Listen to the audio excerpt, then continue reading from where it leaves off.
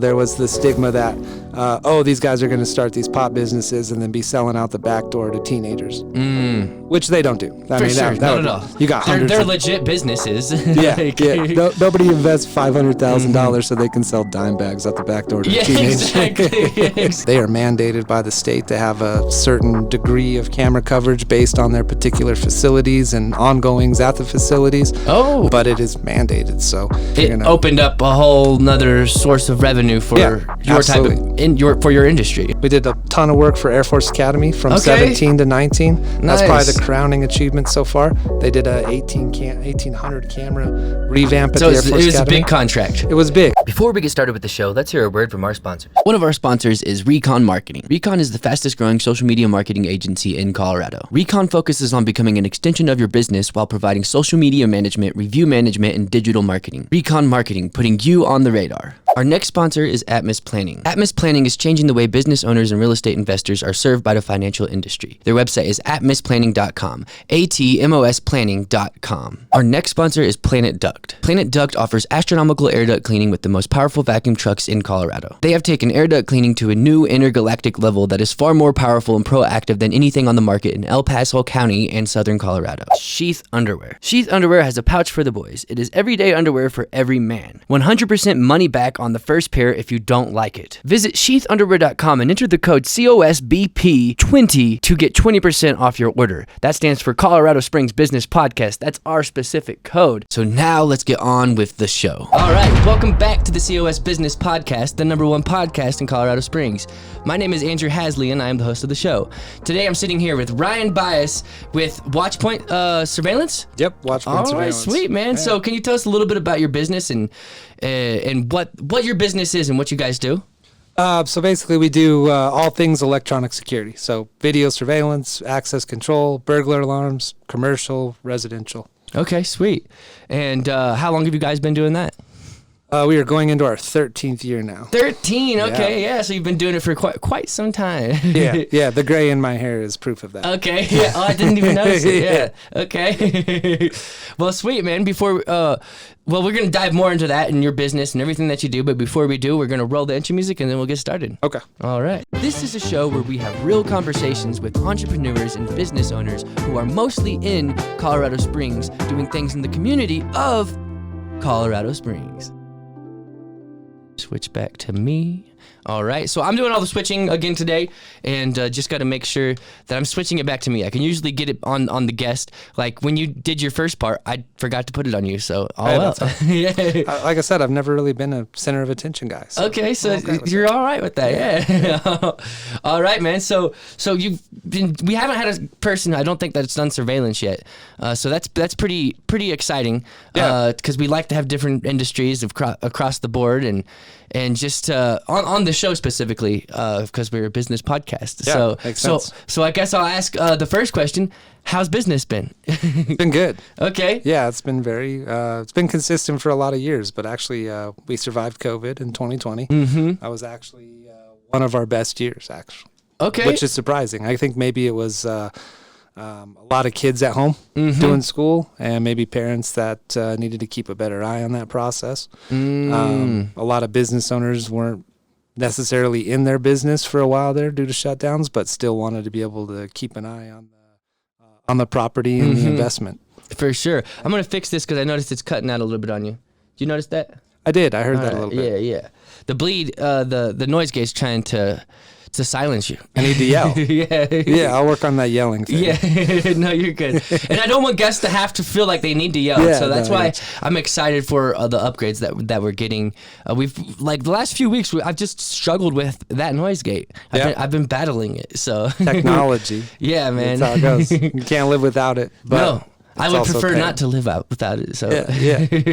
I like technology, you know. I enjoy it. Yeah, I mean technically a fork is a piece of technology. Yeah. So indoor plumbing. Yeah, indoor plumbing, you know. It's pretty good, man.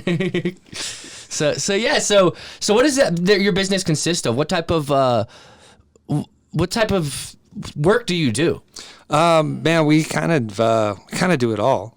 We've done it for long enough that we've managed to find markets that when I started the business, I never would have imagined really even existed. We do a lot of agricultural work out towards like the Eastern Plains, Wyoming, Kansas. What does that mean? What does that look like?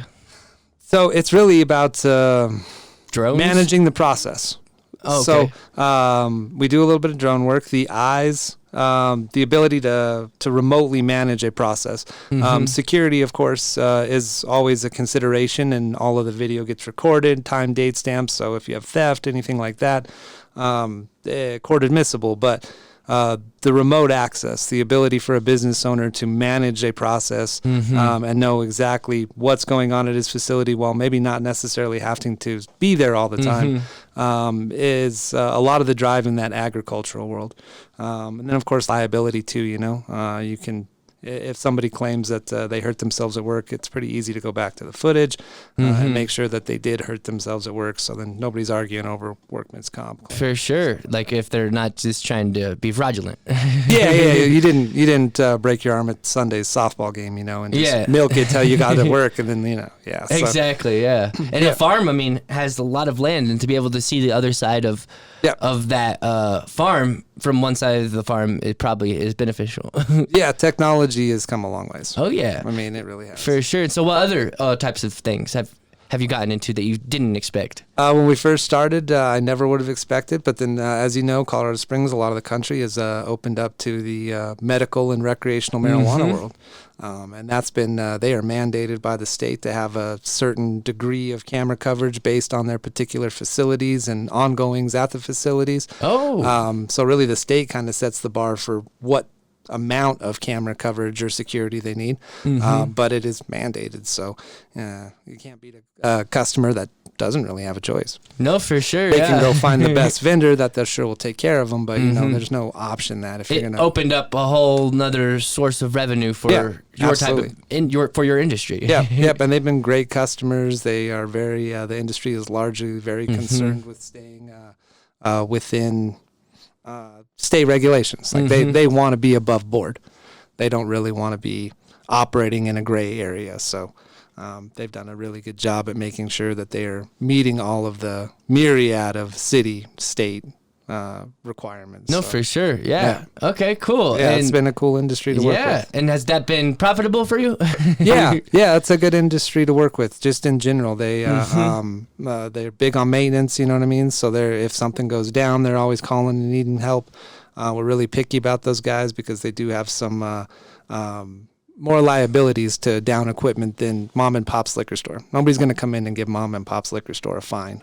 Oh yeah, for one of their cameras being down. Exactly, because that's their choice. They put that there. Exactly, but the state and the cities, if they see consistent maintenance issues, they can start issuing citations for them. So, oh wow, we like to we put those guys high on the priority board. If they need something, we get it done quick for them because it's a little bit more. A little bit more vital for them. yeah, they're heavily regulated in regards to what they have to do, and that regulation is on a semi-consistent basis, anyways, checked up on. Why cameras? Why do they have to have cameras? That's weird. Man, it's I'm not sure the school. Keep an eye on them? I'm not sure the school of thought that went into the legislation. I think it was probably twofold. One being general security, because they were selling what was, at the time of legalization, considered a controlled substance. A class, a highly classed one. Yeah, I was going to say, depending on, as far as federal classification goes, very highly classed. And then I think there was the stigma that, these guys are going to start these pot businesses and then be selling out the back door to teenagers, which they don't do. Not at all. You got hundreds. They're legit businesses. Nobody invests $500,000 so they can sell dime bags out the back door to a teenager. Exactly, man. But I think the cameras kind of came into that too. Okay. They're required to keep 40 some odd days. It varies by state and city, but typically 42 days worth of video, and that video is subject to review. So if they got, if you got a complaint about somebody selling joints out the back door or something to teenagers or whatever, the inspectors have the ability and the right basically to come in and review all footage. So I think it was kind of twofold. One, to secure the facility because, and it's still not easy to bank legally with that with that industry. A lot of that industry is still cash. So that puts a kind of a target on them. So I think that security was one. Yeah, I mean, they were mandatory cash, and I never understood that one either. Makes no sense to me. Yeah, like what's the even point of that? Yeah, but there are some banking options for that industry now. They're not free banking like me and you enjoy. Yeah. They have to. Yeah. No. Which we'll get into. Yeah, they pay a decent amount of money for their banking processes, but at least it allows them to get out of that cash heavy world. It kind of takes some of the target off of their back in regards to like break-ins and thefts and stuff like that. Okay, sweet. Yeah.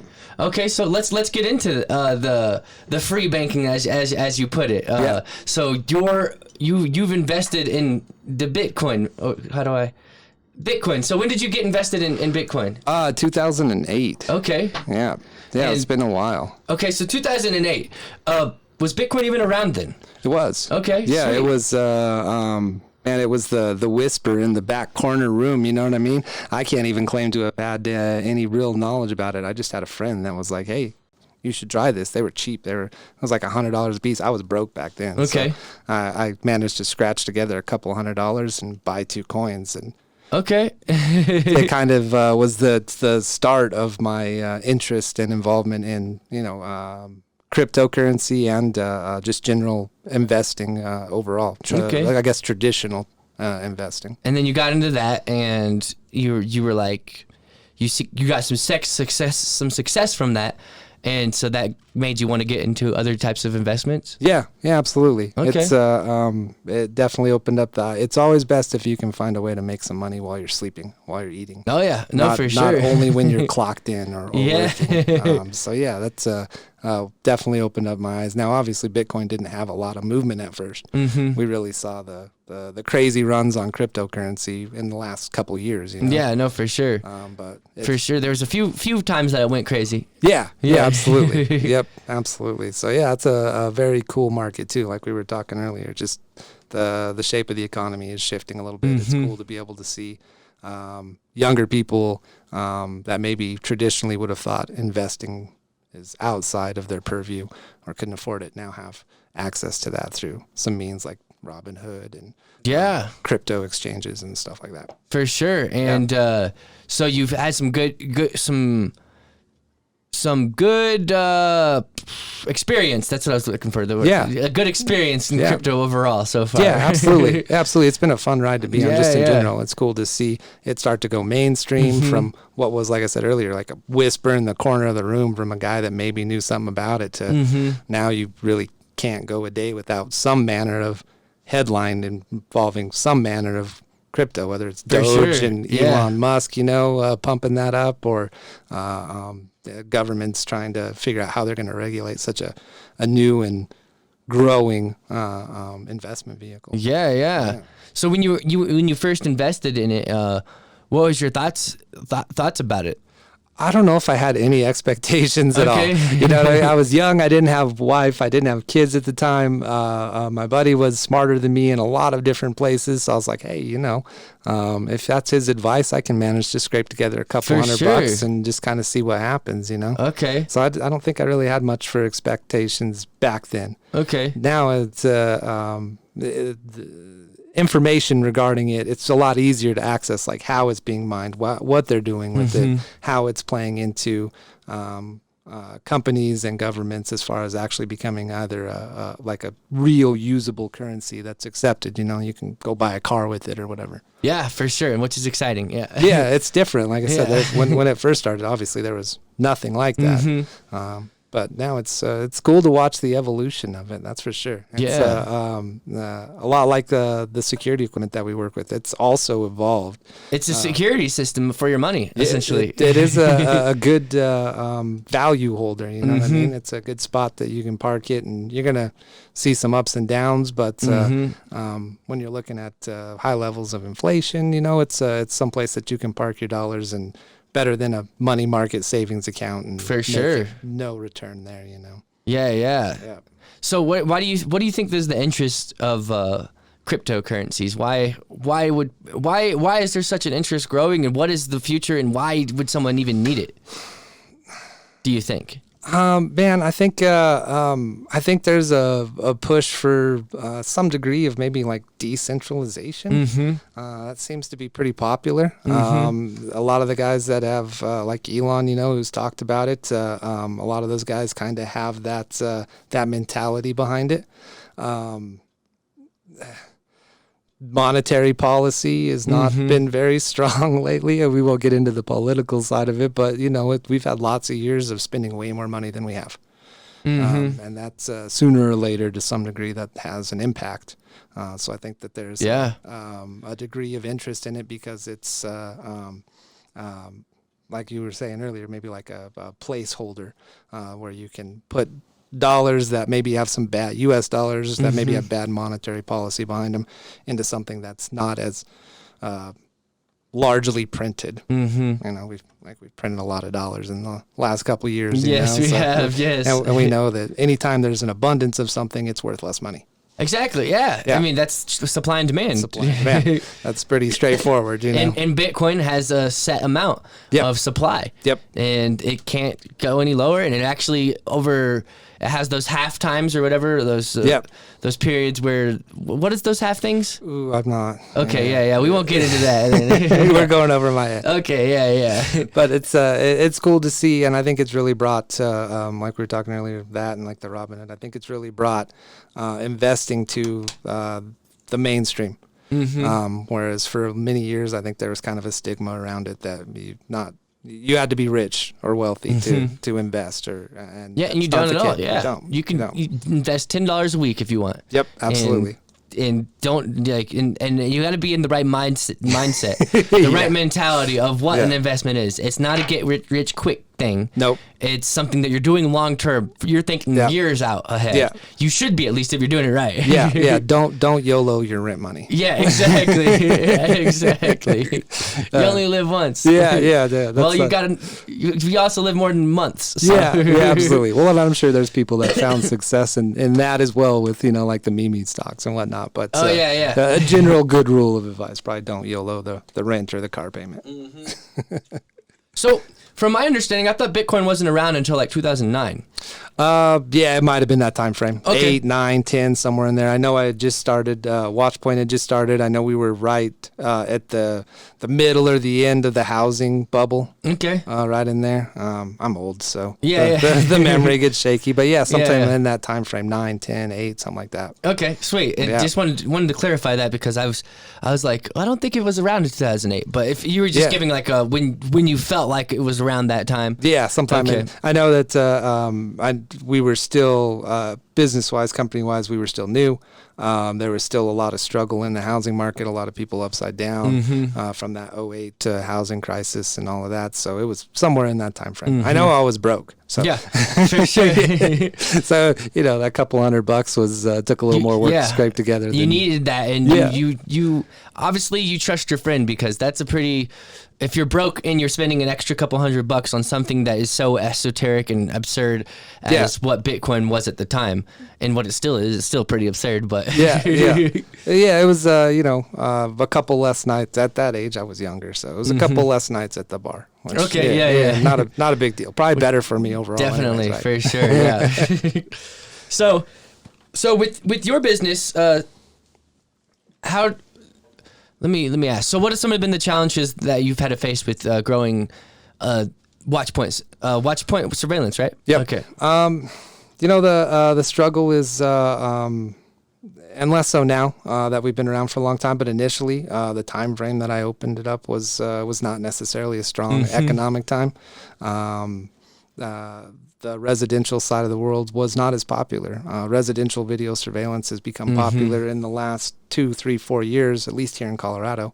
Interesting. But it wasn't back then. You didn't see a bunch of cameras on people's houses in 2008, 9, 10. Really? There were some people that did, sure, but it was more oriented towards like commercial businesses. I didn't know that because I've always seen the ADT around and all that stuff. Yeah, ADT's done burglar for a long time. Okay. But even their addition to like cameras to their security product line is relatively new in the last 5, 6, 7 years. Okay. Because even new technology coming out too, like when I first got my first duplex, let's say around 2014, it was important for me to have some kind of security system. Yep. And I just went and bought this $100 block and then I bought the little things that attach to your door, and then I bought some cameras too, like all really, really cheap. Like it was in like the block was a thing that if the door opened, it would sound an alarm. Like, and I actually even had a service like where it would call cops too if you wanted. Like a monitoring service. And I feel like the alarm system's enough to spook to spook the people, like, cause like. The goal for burglar a lot of the times is take what would be somebody breaking into your home and staying there. Maybe you're there and spending time with you to like a smash and grab type scenario. The monitoring and the police response has changed a lot in Colorado over the last couple of years. Well, years ago it changed, like in 2009 or 10 or 11. There's directly contacting from like burglar alarm center to police isn't the same anymore. It used to be that alarm would go off, and then they would, if you're paying for a monitoring service, they would contact the appropriate emergency response. Maybe it was the fire alarm. It would go directly to the fire department, and now they have to have a middleman. That monitoring center has to contact the end user. There's like a list when you set up your monitoring. Yeah, they contacted me first. Absolutely. To make sure they're not issuing city resources and emergency response to like a false alarm. Because there's probably a lot of false alarms that happen, wasting a lot of city resources. And, and and then the city got to where it was charging business owners for false alarms, and that got to be pretty expensive too, which makes sense. I mean, you're using their resources. So and the city does not skimp on their charges. Oh no, there's no discount line item there. It just is what it is. So they've kind of implemented some legislation. I don't even remember the year, but where that monitoring center now makes a call to the end user to make sure that that it's an actual emergency needing response versus just a false alarm. For sure, yeah. And a lot of that has come a long way with camera technology too. When we got started in this, cameras weren't remotely accessible. They were using, I'm going to date myself, but they were using time-lapse VCRs and video multiplexers. Okay. So, I mean, you had the footage. It was terrible to watch. The image quality was bad because it was analog, at least bad compared to what we look at today, But there was no remote access. And then as that technology made the move from the analog to the digital world and being able to be remotely accessed, then clients had the ability to, maybe you aren't home, maybe you don't know if it's a false alarm. Yeah. But if you can hit it on your laptop or your smartphone or your tablet, you can say, oh, yeah, that is a false alarm. That was just, for sure, my kid came home early from school. My cat tripped the motion sensor. Yeah, absolutely. So that kind of helped. Which is what happened. It's not uncommon. Not uncommon. So, and then now we're getting better with the camera technology in that it used to be all the brains were on the server side, and the cameras basically just processed video and sent that back to the server. In the last 4 or 5 years, they've started actually loading processing power onto the cameras themselves, making them intelligent and giving them the ability to do tracking. Artificial intelligence. So one good example of that is like motion detection. Humans have unique pixel profiles. We're vertical, and we're typically pretty narrow compared to dog, cat, deer, car. We can figure out, the computer can know if this is a dog or if this is a cat or a human. And so once they started adding, so that means if you break into a house, look like a dog. Walk like a all dog. Fours. All fours. So it's become much better in that when we're sending out notifications for motion, the cameras are smart enough to be able to say, hey, this is most likely human motion versus animal or like a plant tree that's or an indoor plant or something like that that's blowing in the wind from an open window. Yeah. I remember when I had my when I first installed that, I felt like such a smart guy. Installing all that stuff and doing it myself and skipping the pay for a service like a month because there was no monthly service. I just got it all myself, and I did it all myself pretty cheaply, and I felt secure as well. That was the big part. But I remember I would like show my friends like like while I was hanging out with them, like look what's going on in my house right now. Yeah. You know, like just felt so good. Yeah, it's a cool technology. Yeah. And for a long time there weren't a whole lot of options available that didn't have. Yeah, in 14 there really wasn't much options available. No. Yeah. No. And there's still a lot of a lot of our industry, not all of it by any means, but a lot of it is still very contract and monthly fee oriented. Now we have platforms that obviously have that option because we want to be able to provide solutions for what anybody may need. But a lot of what we do now, the vast majority of what we do is without contract and without monthly fee. Yeah. You essentially are monitoring your own system with your smart device, whether it's tablet or phone. The technology is there. We know the phones are always on us for. And you could use software to automatically notify you to see if you should call the cops or not. Exactly. Yep. And then you're just avoiding the contracts and the monthly fees, and that can start to add up over. If you're a business owner and you've got 20 years of contracts and monthly fees, that's not a small amount of dollars. Oh, for sure. And if you add that over time, and if you could just have that monitored, then why not? And then you got somebody that you can call when there's warranty or hardware issues or tech support. We all know I've been better about it the last couple of years, but phones break. Usually on accident, but they do break. And when that's done, you need somebody to call to help you get your system back onto the new phone once you get it.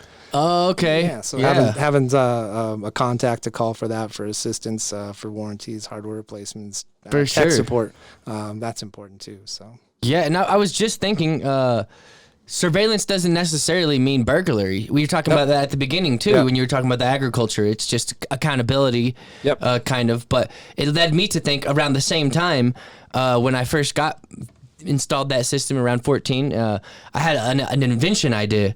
Oh yeah. It's I guess it's surveillance in a sense, but it was going to be called the bone, and it was going to be shaped like a dog bone, but it would allow you to interact with your pet while you were gone. And they've come out with technology since then, actually, that do that. I've seen that. Yeah, I've seen that. Actually, I was like, when I seen those, I was like, I had it first. I was first, man. I had like written everything out. I did test, like recorded like on my iPad for like the entire like 12-hour shift I was gone or something like that. Yeah. And so I would record my dog like just to test to see, so that I could see when certain spikes would happen, because if I could see it visually, I don't have to listen to all the 12 hours. I can just jump to when the spikes happen. So I was developing some stuff. I was testing stuff. Yeah, it's awesome. Yeah, now it's a relatively big sized draw in industry. I mean, I think we've seen like the dog feeders where you can like talk to them through the feeder, and you can give them like little treats and stuff, and they're not cheap. Oh no, So, and one of the things that I was going to do was it would allow you to, because I was getting smart with it. Like I wanted it to provide a lot of value.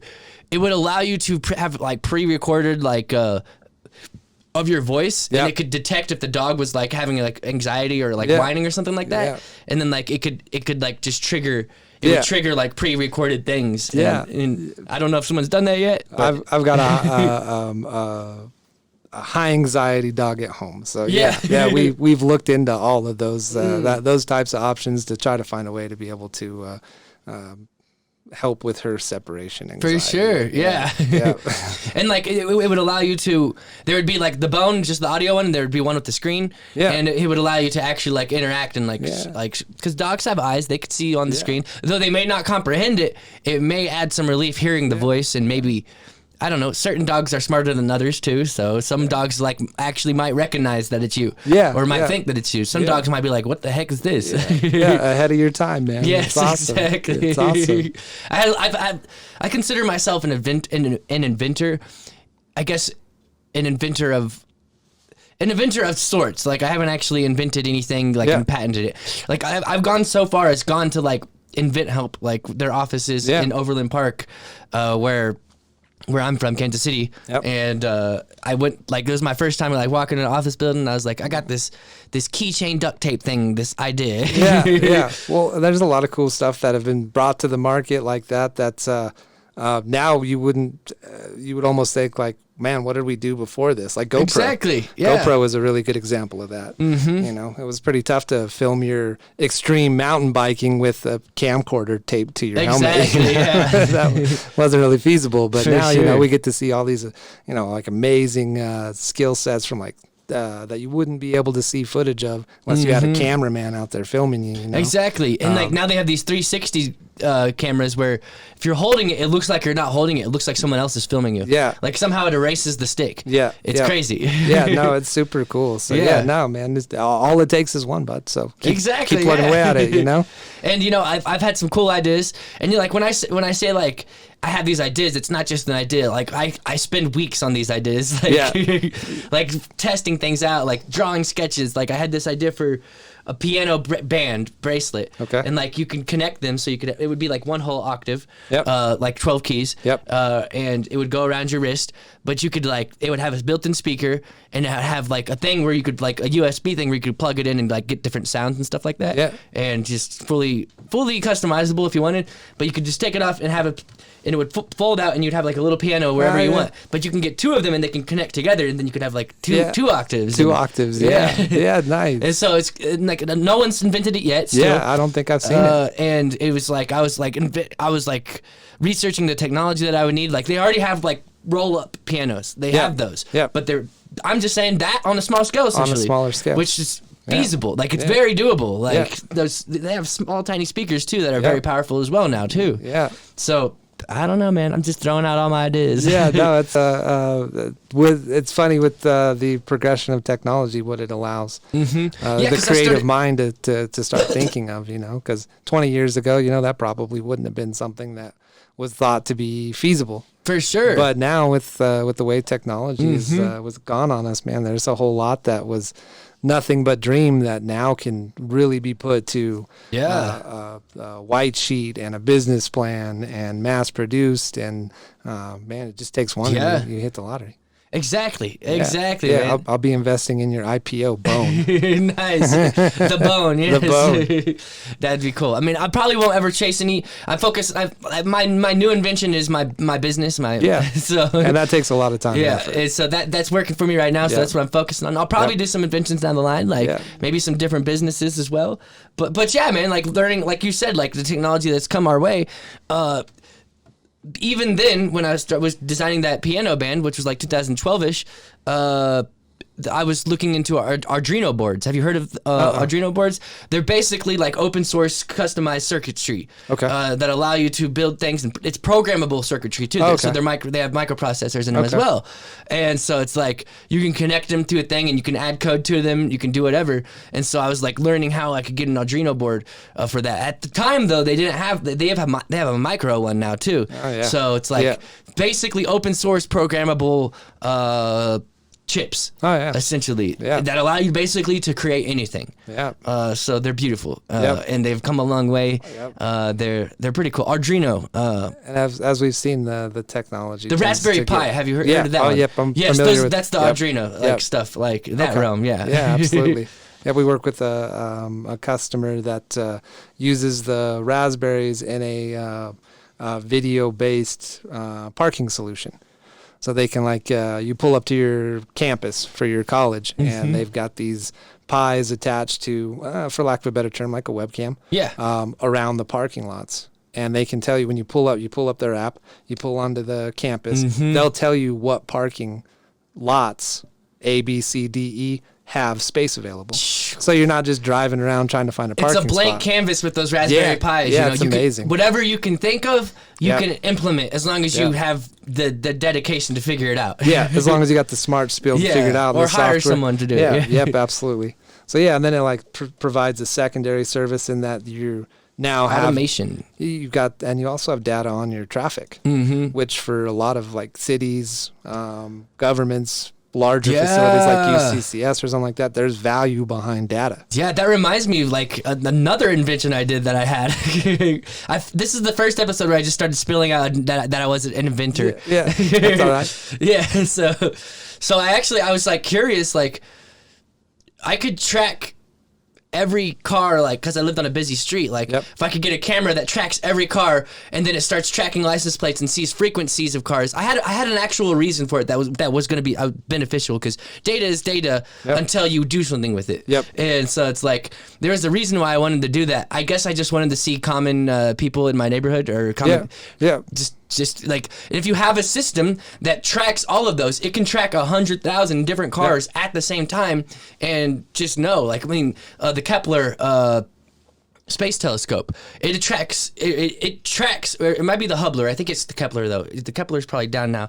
But it was tracking like 100,000 star systems at the same time, simultaneously, and just sitting there watching 100,000 different star systems for different blips to see if there's like planets going around them. Yeah. No, it's amazing, and data can do a lot. Data's got a lot of benefits to us.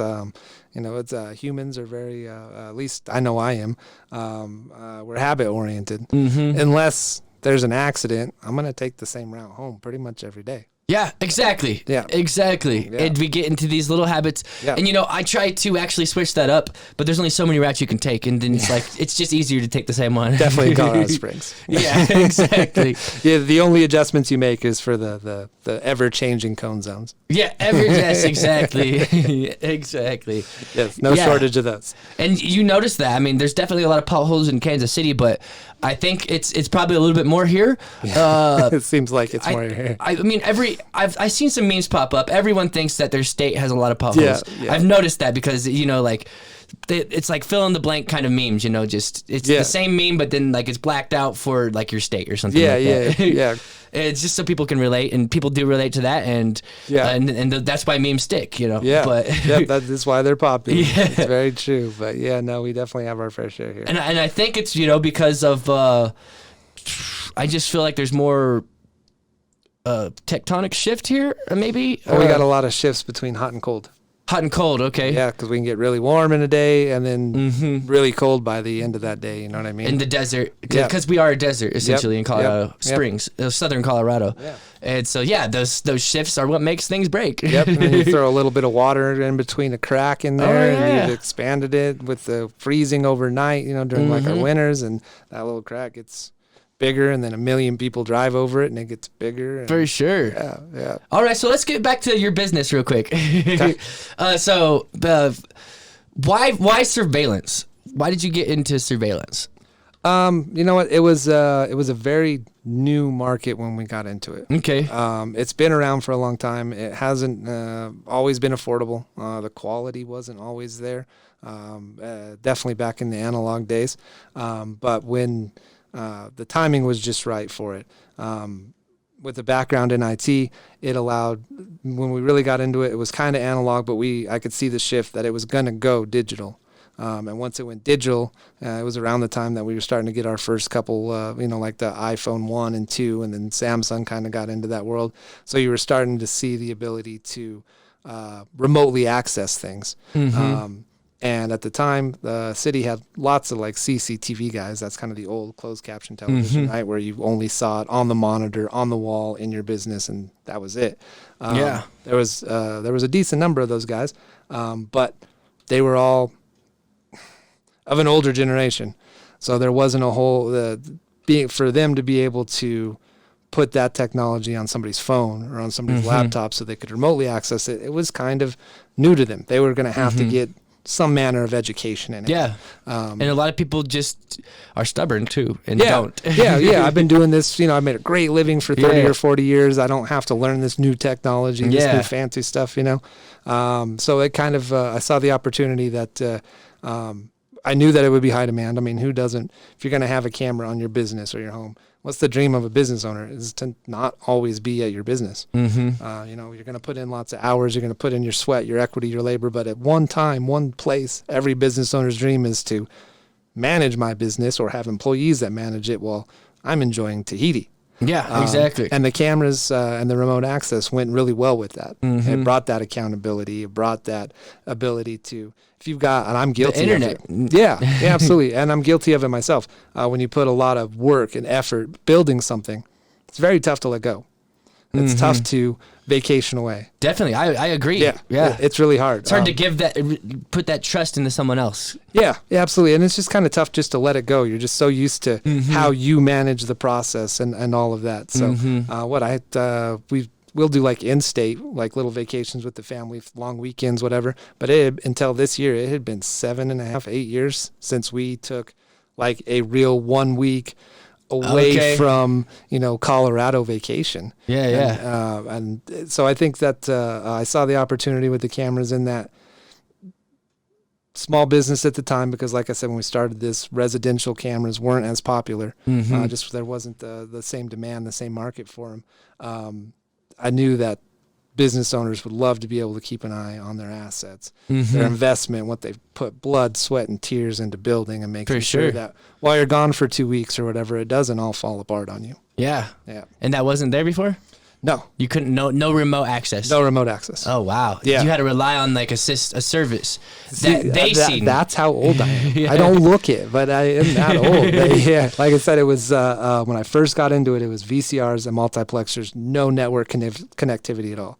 Well, you first got into it around 2009, 10, right? About 2008, right in there, 2000. I guess VCRs are still around then. Yeah, absolutely. They were just coming out with so they had capture cards, for your computer. They were mainly still around in the CC type world, though. Yeah. Although in like the residential, like in your average home, it was mainly DVDs. The surveillance industry still was mainly using VCRs, is what you're telling me. Yeah. Okay. Yep. And then it kind of evolved into DVR. Digital video recorder, and those were kind of pricey, and it wasn't the best solution. It was Linux based before Linux based really got all the cool capabilities we have now. But the most popular, I remember when it made the shift, was they had a PCI card, like a capture card, that you could stick into a PCI slot of your computer. Drop some software on it. At the time, we used a platform called GeoVision, and they're still around actually.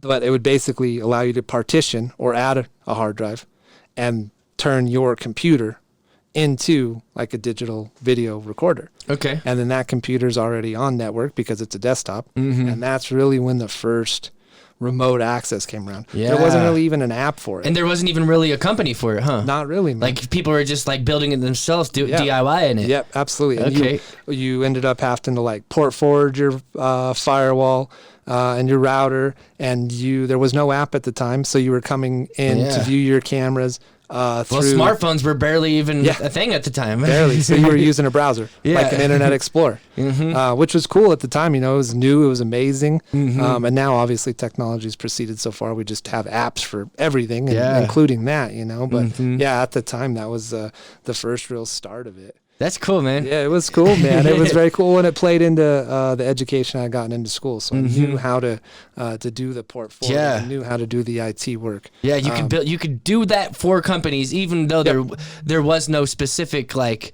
hardware company that has developed this stuff yet. Really. Yeah, it was very, very new. And now, of course, you know that industry has grown so much that we've got all kinds of different solutions. Yeah. The cost is much cheaper. It's kind of like I always compare it when I'm talking to customers. Kind of like the big screen TV world. We're very similar in that technology is always getting better. And it's kind of funny, if you bought a 60-inch TV 10 years ago, you paid $2,000 for it. Yeah. But today I can buy an 80-inch TV that's a smart TV. It's 4K. Yeah. Has apps. It has apps, and I can, you can buy that for, $800 or $1,000. So twice the product of what you were paying for 10 years ago for that 60-inch TV for, $2,000, and a reduced cost as well. So our industry has very much kind of followed that model in that. The technology just keeps getting better, and as it gets better, the pricing, and as it gets used more, the pricing gets more market penetration, the pricing gets better too. Where do you think the surveillance industry is going? 4K is the thing right now. Okay. It's finally 4K's been around forever. But it's not necessary, though. Not always. Not for everywhere. Surveillance. Not everywhere. Oh, yeah. I couldn't imagine 4K with the absurd amount of data that it takes. Yeah. Would never be necessary for surveillance. I guess if you want to zoom in without losing resolution. You got it. So the more pixel density you have, right, the deeper you can. So you've got live view, and then you've got recording. Zooming in live view or recording without optical lenses in it, right, without actual physical optics, enhances pixels. Yes. So the more pixel density you have, the deeper that you can get into that zoom before it pixelates. Because a digital zoom is just, all it does is stretch. Yep. It stretches the pixels. So if you have less pixels, it's going to be blurry. You got it. And yeah, exactly. I was just telling people about that with my phone's camera, actually. I see all these sensors on there. It's pretty crazy. Yeah, they've gotten pretty crazy with the camera. This bigger sensor not only is better, but it can, it's an actual optical. Yeah. It's an optical improvement. I can 10x my vision my actual literal vision, actually. Yep. This has more sharper image from farther away than my actual eyeballs. Yep. Which is crazy. Yep. So the 4K, we see a lot of use for it. Like, so again, we go back to businesses, license plates. Although we can capture license plates less than 4K resolution, but 4K gives you more wiggle room. Yeah. You know what I mean? If the distance is further or the angle's not quite right, that allows you to get a little bit more zoom and have a higher likelihood of capturing a license plate. Denominations, like in a cash drawer. So that's pretty common. We come back to the pot shops. A lot of the times those guys will like give not necessarily samples, but they'll pull the jar out for you. Yeah. You know what I mean? And let you touch and feel the product and smell it, and then you decide what you're going to buy. Being able to keep an eye on that process so people aren't slipping them up their sleeves, you know what I mean? 4K is really good for that. We've done some work with there's a company in town called Fast Plastic Parts, and they make small plastic parts, and they run a third shift with nobody there. So the machines are spitting out their molds and doing their job without anybody there. Nice. When they started that, the goal was, and they had us come in, to be able to view and zoom into those small plastic parts remotely. So if they had like a bad mold or something wasn't going right on a machine, instead of it printing all of these faulty parts for the next 8 hours till somebody come in and saw it, they can use the cameras to inspect that visually. So they don't have to have a third shift person there to do it. They don't. For sure. They can save, that $40,000 or $50,000. And are the cameras doing that automatically? No. So what they're just using that quality of resolution to be able to, I'm going to hit my phone real quick. I know the batch has been running for an hour. Let's check on these parts and make sure that everything's coming off. Yeah. The way it I'm should. sure with AI, they could do some quality control things. Yeah, you can do some quality control. Yeah, like it could see if like it could probably even like have a high shutter speed where it could see like, say like on a conveyor belt, like 1,000 pieces of plastic or whatever, 1,000 parts apart is running through this conveyor belt like per minute or maybe per few minutes. It could actually see at a high shutter speed. It could individually inspect every single one to make sure there's no malformities. Compare it against what it should look like. Yeah, and like it can have that exact thing that it's looking for. And then anytime it does, it can have a piece of hardware that just flicks it off. Or sends out a notification. That's cool, man. It's a cool industry. They'll monitor for like we did one that they do. Like needles, like commercial size needles, like everybody thinks like, vaccine size needles, but commercial size needles too for different applications. They ran a third shift, and the city of Denver said, you can run a third shift, but you have to have a fire suppression system because nobody's there. And the fire suppression system was extremely costly. So they went to the city and said, hey, can we have an alert system instead? And they said, yeah, we'll let you do that as long as it meets these parameters. So what ended up happening is like a thermal camera.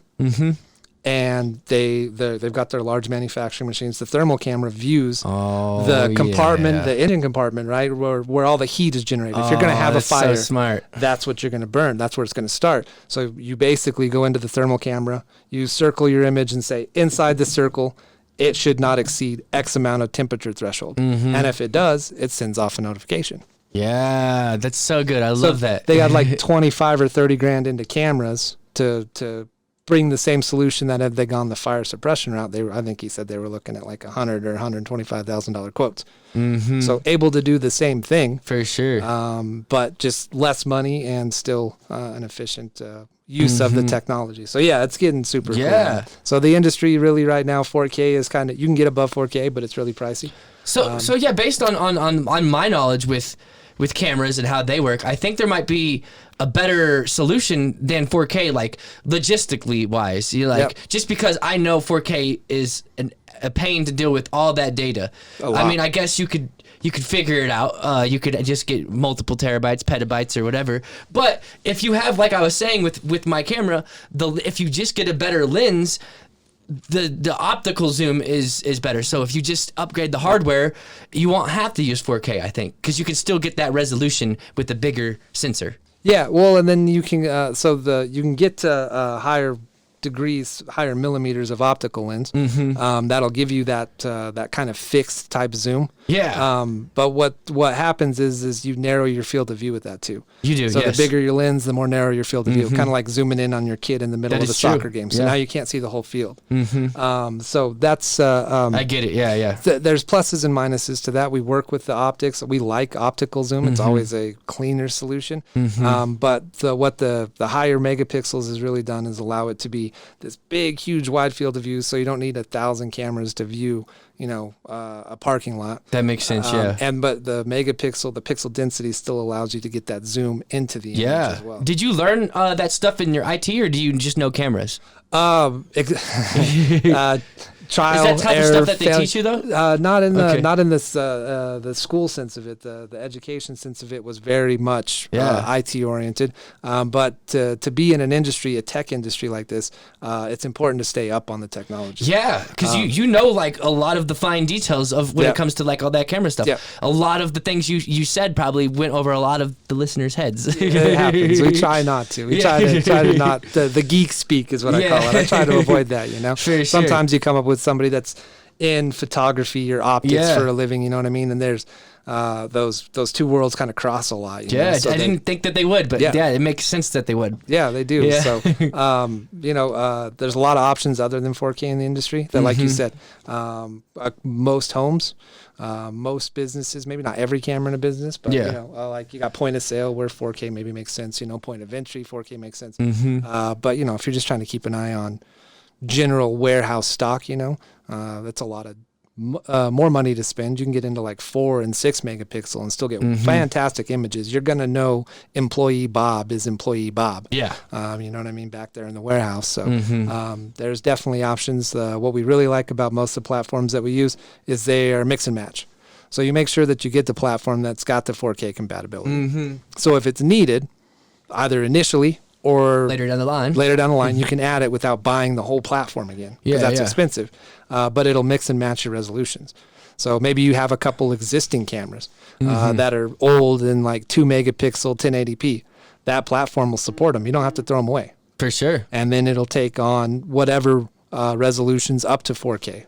So you can have 4, you can have 6, you can have up to 4K, and kind of mix and match that. So you're spending your money intelligently at the spots that it's needed. It doesn't have to be cookie cutter. Okay. You can say this is what's important here. We'll spend money here. For sure. This is less important here, but we still want to see it. We'll spend money here. Hell yeah, dude. Yep.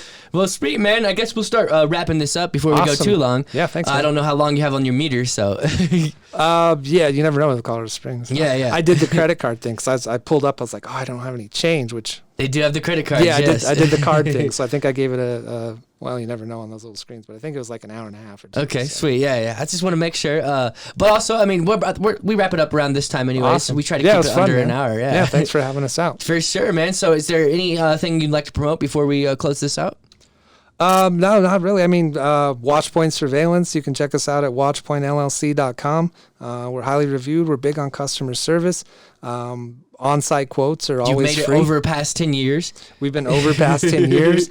We did all the work we did a ton of work for Air Force Academy from 17 to 19. That's probably Nice. the crowning achievement so far. They did a 1800 camera revamp at So the Air it Force was a Academy. big contract. It was big. Okay. We weren't the general contractor on it, but we were brought in as a local sub to do a large majority of the physical installation work and programming. Nice. So we've done it all from the big to the small. It's all important, and we try to take care of every customer, all VIP. Everybody's Nice. the same. Customer service is important. That's what's up, man. All right, sir. sweet. So where can people find you at, or find your business at? So basically, the easiest way to get us is phone number. That's probably the easiest. We do a lot of business at our clients' locations because we need to see what you got going. We're really picky about clean work, so it's easier for us to see your facility. So really, probably the easiest way is to call us. Our number is 719-579-6540. We set up an appointment. We'll come out, check out the property, talk to you about what works best for what you need, kind of educate you a little bit like we've done here on the For sure. options in the industry. Yeah. And then get a no obligation quote and no cost to bring us out. We just want to bring Nice. the information to you, not high pressure, let you make the decision on what's going to fit your scenario best. Nice. Do you guys have like work vans and stuff like that? Yeah, we try not to. I'm big on bringing value, so we're manufactured direct, so we have low costs on our equipment, and like we were talking about the office here, right? Yeah. Overhead. The more overhead you have, the more cost you have. That means the more you got to charge for your products. For sure. So yeah, we've got a couple that run around, but really for the most part, we try to keep our overhead low, so we can provide that higher quality equipment and it still be at a reasonable price. Yeah, and I just asked that because will I be able to spot them? Is there wraps on them? No, okay, you won't. Nice. Okay, no. we keep it on the DL. We're a surveillance company. Yep, you got it. Yeah. I've seen a lot of like the wraps are cool, man. Yeah, they are cool. They are cool. Yeah, we like them. We've discussed wrapping a couple of the vehicles just for ego purposes. It just looks cool, you know what I mean? I don't know if it's I don't know if it's great advertising. Maybe it is. There's probably some benefits to that, but really just because they look cool. Mm-hmm. Yeah. I think there's this has nothing to do with what we're talking about. It's just a funny idea I had, or thought I had. The Italian job. There's people that act like surveillance people, and then just to do their they pose as surveillance people to do their heist essentially. Yeah, to do the heist. The Italian job was good. Yeah, that's a classic. It is. Yeah. I haven't seen that for years. Yeah, that was kind of an esoteric bring up. Yeah, but hey, it was good. It was good. Yeah. Intelligently done. Back when Hollywood did intelligent movies. Yeah, for sure. Less of that now. For sure, man. So, all right, we'll wrap this up. Awesome. This has been the COS Business Podcast, and we'll see you guys on the next one.